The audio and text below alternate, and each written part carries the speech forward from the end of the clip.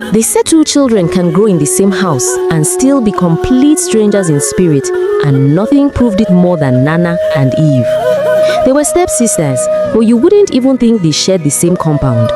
When Nana was calm, soft-spoken, and kind to the bones, Eve carried arrogance the way some people carry their shadow, everywhere, all the time, without shame. Nana's mother had died when she was very young. Her father remarried a few years later, hoping to fill the empty space in Nana's life, but the man didn't last long. Years of smoking and drinking caught up with him, and kidney failure took him away before Nana could even finish primary school. After he died, everything changed. Most women would have abandoned the children of another woman, but not Mama Eve. She treated both girls like they came from her own womb. She worked from morning till night, farming, weaving, washing for neighbors, just to feed them, clothe them, and train them well. She bought them the same food, the same wrappers, the same slippers. She paid school fees for both. She prayed for both. And when Nana cried at night missing her mother, Mama Eve held her the same way she held Eve on her bad days. She was the kind of woman the village respected, a mother with a clean heart. But no matter how much love she poured, no matter how many times she corrected her, Eve refused to change. Her arrogance was like a sickness, a sweet one she enjoyed and didn't want to be cured of. Whenever Eve and Nana walked through the village, the difference between them was painful to watch. If they passed by elderly women walking slowly, balancing firewood on their heads, Nana would greet politely, "Good afternoon, Mama." But Eve would laugh loudly and mock them, saying, "Can't you walk faster? Even snails move better." If children played on the dusty path, Nana would smile and walk carefully so she didn't step on their toys.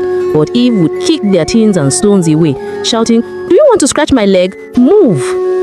Nana spent half her life apologizing for Eve's mouth. She apologized to elders, she apologized to mothers, she apologized to children. Sometimes she even apologized to goats because Eve would scream at them too. "Mama is trying for you," Nana would whisper whenever Eve insulted someone again. "She's trying to raise you well. Why don't you listen?" But Eve would roll her eyes and hiss, "Ah, Nana, leave me alone. I don't have time for all these your good girl things." Mama Eve prayed, she fasted, she begged, she scolded. Nothing entered Eve's head. Until one fateful morning. After years of training, correcting, praying, and hoping for change, Mama Eve called the two girls into her room. She didn't shout, she didn't scold.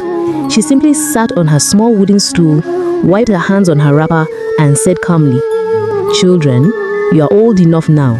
It's time to start taking care of yourselves." Nana looked worried. Eve looked excited. Mama Eve continued, "The world is bigger than this village. Go out and explore. Look for work, earn your own money, and build your future. There are plenty of opportunities in the neighboring village. People go there and in 1 year, their lives change." The girls' eyes widened. Freedom, money, a new life. It was everything they had wished for. Before she could finish speaking, Eve jumped up and screamed, "Yes, Mama, thank you. I'm tired of this boring place. I want to make money and show everyone that I'm somebody." Nana smiled softly.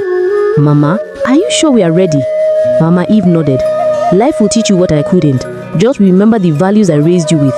Eve rolled her eyes and hissed, "Values don't pay bills, Mama. Money does." Mama Eve ignored the comment. She stood up, held both their hands, and prayed for them. A long, emotional prayer that carried the weight of a mother's love and fear. That same day, the compound became noisy with excitement. The girls told all their friends. Some screamed in joy, some were jealous, some wished them luck. Eve wasted no time. She went to the market, bought new clothes, stood in front of every mirror she could find, and snapped imaginary pictures like someone about to travel abroad. Nana, on the other hand, packed carefully soap, water, food, and her mother's Bible. She braided her hair neatly. Mama Eve gathered them one last time. She said, "My daughters, you are my daughters. Make me proud. Don't forget who you are." They hugged her tightly. Even Eve, who rarely showed emotion, hugged her mother longer than usual. They didn't know it yet, but that journey would be the beginning of something far bigger and far darker than anything they ever expected. Then the two girls stepped onto the dusty road leading out of their home, laughing, excited, and dreaming of the great future ahead of them. their bags bouncing against their backs as they walked deeper into the forest path that led to the neighboring village. For hours, they trekked under the hot sun, their feet sinking into the red earth. They stopped to rest whenever their legs burned, ate roasted yam when hunger pinched their stomachs, and drank from clean flowing streams whenever thirst took over. Eve talked the entire time. "I swear, Nana," she said, tossing her braids behind her shoulder, "when I get my first paycheck, I will buy the most beautiful dress in that village. Then I'll attract the most handsome and richest man. You will see." Nana laughed softly. "Eve, we haven't even gotten the job yet." "Leave that one. I know money is waiting for me. I was born for enjoyment too." Nana just shook her head. She didn't argue. That was one thing about the sisters. Eve dreamt loudly, Nana dreamt quietly. They continued walking, deeper into the thick forest where the air was cooler and the birds sang melodies from faraway branches. Suddenly, they reached a place where the road split into two. One road curved sharply to the left, the other stretched to the right. The girls stopped. They stared. "Which one should we follow?" Nana asked. Eve shrugged. "Does it matter? All roads lead somewhere." "You know what, Nana, since you want to slow down, I'm choosing my own path." Eve said, "The right one looks brighter. That is the road of destiny. My destiny." Nana frowned. "Eve, we should stay together." Are you my mother?" Eve hissed. "Go your own way, let me go mine. We will meet in the village later." Nana sighed. She looked at the left road one more time. Something about it felt calm, safe, like it was calling her gently. "I will go left," she said quietly. "Good, I'm going right. See you at the top." Eve waved dramatically and marched down her road, humming to herself. Nana watched her sister disappear into the sunlight. Then she turned to the left path and took her first step. And that was the moment. The very moment their destiny split like the road beneath their feet. And the choices they made that day would follow them for the rest of their lives. Their destinies had just begun. The two sisters walked for a long time down their separate paths. But somehow, the forest eventually joined into one again and led them both into the same place, a large, noisy market in the neighboring village. The sun was beginning to set. Women bargained loudly, children ran everywhere, and traders called customers with sweet-tongued promises. Right at the entrance of the market sat an old, frail woman. Her wrapper was faded, her eyes sunken, her hands trembled as she held out a small calabash. "Please, a piece of bread, anything to eat," she whispered. Nana stopped immediately. Her heart squeezed painfully at the sight of the woman. Without a second thought, she opened her bag, brought out the last slice of bread she had been saving, and gave it to the old woman. She even knelt beside her and offered her water. The old woman ate slowly, tears forming in the corners of her eyes. "Bless you, my daughter," she whispered. "What is your name? You don't look like someone from this village." "My name is Nana," she replied softly. "I came here to look for work, but I don't even know where to stay tonight." The old woman wiped her mouth with the back of her hand and stared deeply at her. "Young girl, kindness is rare these days. You gave me your last food without thinking twice. Come with me. You will sleep in my home tonight. You are safe with me." Nana hesitated for a moment, then nodded. She followed the woman through the narrow village paths until they reached a small mud hut. Inside, the woman spread an old but clean mat and gave Nana a small bed in the corner. "Rest, my daughter," she said quietly. "Tomorrow will bring its own blessings." Nana thanked her and lay down, not knowing that her choice had already opened the door her destiny had been waiting for. Meanwhile, on the other side of the same market, Eve had just arrived. The same old man was still seated where she had been before, her calabash still stretched forward. "Please, a piece of bread, anything to eat." "You? My bread? You're not even worthy of eating the crumbs. I'd rather feed a pig than waste food on you." The woman quietly withdrew her hand. Her eyes dimmed, but she said nothing. Eve strutted into the market with confidence, raising her voice. "Please, who is hiring? I need work. I'm strong. I'm smart. Who needs help?" But trader after trader shook their heads. "No space. We don't know you. We are not hiring. Come back in 1 month." Some didn't even look her way. By sunset, Eve's confidence had faded. Her legs ached. Her throat was dry. And for the first time, she realized she had nowhere to sleep. Fear wrapped around her like a cold cloth. She remembered her sister. She remembered the forest. She remembered the insults she threw at the old woman. As people began packing their goods and night crept into the market, Eve's heart pounded. She looked around desperately, and there the old woman was, slowly standing up to leave. "Mama, please," Eve whispered as she approached her. "Please, take me with you. I don't have anywhere to sleep. Forgive what I said earlier." The old woman looked at her for a long moment, too long, as if she was weighing her heart. Then she nodded. "Come," she said simply. Eve followed her quietly. The old woman pointed to another bed beside the wall. "You will sleep here," she said. Eve dropped onto the bed without a word, exhausted. She had no idea that her earlier insult had already carved a mark on her destiny, and that both sisters, though in different places, were now in the care of the same old woman, someone far more powerful than she appeared. The next morning, Nana woke up before the sun touched the sky. She swept the compound, washed her face, and asked the old woman softly, "Mama, please, where is the stream? Let me fetch water for you." The woman pointed, and Nana hurried off. She fetched clean water, washed the old woman's clothes, cooked a simple meal, and made sure she ate and bathed before she left for the market. She even held her hand and walked her gently to the roadside. "Be safe, Mama," she said. Then she returned home, cleaned the hut, arranged the old woman's mats, and finally rested. When the woman came back that evening, she called Nana to sit beside her. "My daughter, you will not get a job in this village. Stay here with me. Work for me. I will pay you well." Nana blinked. "But, Mama, can you afford to pay me?" The woman smiled. "Don't worry about that. Just focus on your work and do not get distracted." Nana nodded and agreed, and so her job began. She worked with joy, fetching water, cooking, cleaning, laughing with the old woman at night as they sat beside the fire, telling stories. She planted a small garden beside the hut, growing bright flowers of every color. "These flowers are as beautiful as your heart, Nana," the old woman would say. Nana would smile, shy and innocent. Meanwhile, in the other hut, Eve's morning looked nothing like Nana's. After the old woman helped her the previous night, Eve slept deeply, so deeply that she didn't wake up even after the woman swept, bathed, and left for the market. By the time the woman returned, Eve was still lying on the bed, stretching lazily.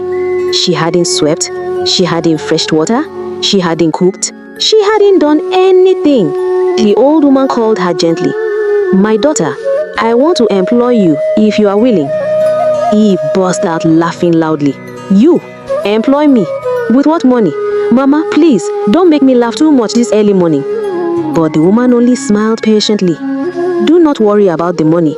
Just focus on your work and do not get distracted." Eve finally agreed, but not with a clean heart. And so, her job also began. She refused to lift a finger. She insulted the woman daily, called her dirty, mocked her wrinkles, stole her small coins and lied without blinking. She slammed doors, broke plates, yelled at the woman for moving too slowly. The woman cried often, "Please, Eve, don't treat me like this." But Eve wouldn't listen. She grew worse every day. A whole year passed. 2 huts, 2 girls, 2 destinies growing quietly in opposite directions. Then one fateful day, Eve was searching the hut for money to steal, lifting calabashes, shaking baskets, opening pots, when something shiny rolled out from behind a clay pot. A diamond, small, bright, and shaped like a teardrop. Eve's eyes widened. She snatched it immediately. She hid it inside her wrapper, didn't show the old woman, didn't ask questions, didn't feel guilt. She whispered, "Luck has finally found me." That same day, Nana was cleaning her own hut, humming softly, where she moved an old clay pot and had something fall to the floor. She bent down and saw a diamond. Nana gasped softly, but instead of hiding it, she simply picked it up, and gently dropped it back into the clay pot. "This must belong to Mama," she said. She covered the pot and continued cleaning. And just like that, 2 sisters on the same day found the same gift. One returned it, the other stole it, and fate was silently watching. The next morning, the girls were ready to return to their village. Each of them had lived a full year with the old woman, each in her own hut. When Nana stepped outside, the old woman smiled softly, a smile that carried warmth, wisdom, and something not of this world. She said, "My daughter, kneel." Nana obeyed immediately. The old woman reached into the clay pot and brought out the diamond Nana had returned the day before. She placed it gently in Nana's hand. "This is your reward. You have a kind heart and your words carry light. From today onward, whatever you say will shine like this diamond. Anyone who hears you speak will feel the love inside you." Nana stared at the diamond, her eyes filling with tears. She hugged the old woman tightly. "Thank you, Mama." The woman smiled. "Go in peace, child. Your kindness has spoken for you." Meanwhile, in her own hut, Eve was impatiently tapping her foot. "Mama, I need to go." The old woman sighed and reached into her pot, but nothing was inside. The diamond Eve had stolen was gone. "My child, where is the diamond that was in this pot?" Eve crossed her arms. "How will I know? How can a wretched old woman like you even own a diamond?" The old woman's face fell. A deep sadness washed over her, the sort of sadness spirits feel when a human fails a test meant to save them. She shook her head. "Eve, your own mouth has judged you. You insulted me, you stole from me, you lied, you mocked the blessings meant to lift you." Eve hissed loudly. "So what? I already wasted 1 full year here. I'm leaving. Stay here alone and die miserable." The old woman closed her eyes, and her voice changed, older, deeper, echoing like wind in a cave. "From this day forward, your mouth will bring nothing good. Just as you insulted others, insult will be your language. Just as your heart held darkness, darkness will pour from your lips. Whatever you speak will birth bitterness." Eve rolled her eyes and stormed off. She didn't look back. The sisters met again at the exact spot where their paths had separated. Nana smiled and hugged Eve warmly. "Eve, I missed you. Let's go home." As they walked, Nana narrated everything that happened in her hut. The kindness, the garden, the diamond. Eve laughed mockingly and narrated her own version, twisting the truth, calling the spirit woman a miserable beggar, mocking the hut, and even bragging about the diamond she stole. When they finally reached their father's compound, Mama Eve ran to them, tears rushing down her cheeks. "My daughters, you are home." She hugged them over and over before ushering them inside. "Come and eat. Tell me everything." Nana began narrating her experiences. She reached inside her bag to bring out the diamond. But instead of one, dozens of bright diamonds spilled out of her bag, shining like a heap of stars. "Mama!" Nana gasped. "It multiplied." Mama Eve covered her mouth in awe. "This is not human blessing. This is the reward of goodness." Eve jumped up excitedly. "Let me check mine too." She grabbed her bag, pulled it open eagerly, and rats jumped out. Dozens of them, chasing each other, squealing, running around the room. Eve screamed. She emptied the bag, all the money she stole, all the coins she hid, the diamond she took. Everything had turned into rats. Her lips trembled. "Mama, what is this?" Mama Eve sighed painfully. "My daughter, this is the reward for your behavior." From that day, Nana used her diamonds wisely. She started a flower business using the bright flowers she learned to grow in the old woman's hut. People loved to hear her speak because her words carried warmth, peace, and healing. Her life blossomed just like her guiding. Eve, on the other hand, no one wanted to talk to her. Whenever she opened her mouth, insults slipped out without her control. People avoided her. Her mouth became her punishment. Her behavior became her curse. Because in life,